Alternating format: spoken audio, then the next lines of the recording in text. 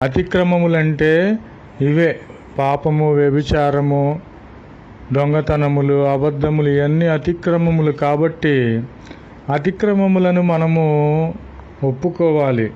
ఎవడైతే అతిక్రమములను ఒప్పుకుంటాడో ప్రభు యొక్క కనికరమును పొందుకుంటారు.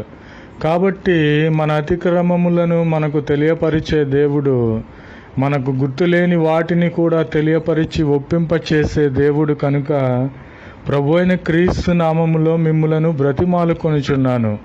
మనము ప్రభు అయిన క్రీస్తు వారిని నిజదేవుణ్ణి కలిగి ఉన్నాము కనుక అతిక్రమములను మనమెన్నడూ దాచిపెట్టక వాటిని ఒప్పుకొని దేవుని కనికరమును పొందాలని ప్రభు అయిన క్రీస్తు వారి పేరట మిమ్ములను వేడుకొనుచున్నాను.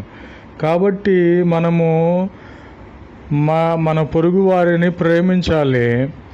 మన ఇరుగు పొరుగు వారితో సఖ్యతగా, ప్రేమగా ఉండాలి.